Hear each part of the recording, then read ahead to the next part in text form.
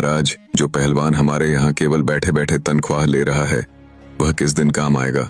क्यों ना वही इस हूर बिलाव को लाने जाए। आप उसे बुलाकर कहिए कि वह 1 महीने के अंदर हूर बिलाव को लाकर दे, नहीं तो उसे फांसी पर चढ़ा दिया जाएगा। मंत्री ने आगे कहा, महाराज, अगर पहलवान हूर बिलाव लेने जाएगा तो कभी लौट कर नहीं आ पाएगा, क्योंकि हूर बिलाव नाम का कोई जानवर होता ही नहीं है। राजा ने पूछा, क्या मतलब? तब मंत्री ने महाराज को अपने द्वारा रचे गए पूरे षड्यंत्र के बारे में धीरे से बता दिया। मंत्री का षड्यंत्र सुनकर राजा अत्यंत प्रसन्न हो गया और बोला, वाह मंत्री जी, आपने तो बहुत अच्छा उपाय निकाला है। हम कल ही उस पहलवान को हूर बिलाव लाने के लिए भेज देंगे। अगर वह खाली हाथ वापस आया तो हम उसे फांसी पर चढ़ा देंगे और पहलवान की पत्नी को हम अपनी रानी बना लेंगे। अब तो राजा ने बिना देर किए कुछ सिपाही भेजकर पहलवान को अपने दरबार में बुलवा लिया।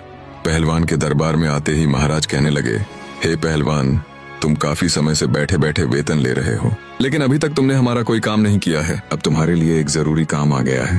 पहलवान बोला, आदेश कीजिए महाराज, मैं अवश्य करूंगा। तब राजा ने कहा, हमें 4 हूर बिलाव और नाम के जानवरों की जरूरत है। उनका तेल निकलवाना है और उस तेल से राजमाता के शरीर पर मालिश करानी है, जिससे उनकी बीमारी दूर हो सके। राजा की बात सुनकर पहलवान सोच में पड़ गया और कहने लगा, महाराज, मुझे कुछ समझ में नहीं आया। यह हूर बिलाव क्या होता है? राजा ने कहा, हम भी नहीं जानते, लेकिन यह काम सिर्फ तुम ही कर सकते हो, इसीलिए हमने इस कार्य के लिए तुम्हें ही चुना है। काफी सोच विचार के बाद पहलवान बोला, ठीक है महाराज, आप मुझे कुछ समय दीजिए। तब महाराज बोले, मैं तुम्हें 1 महीने का समय देता हूँ।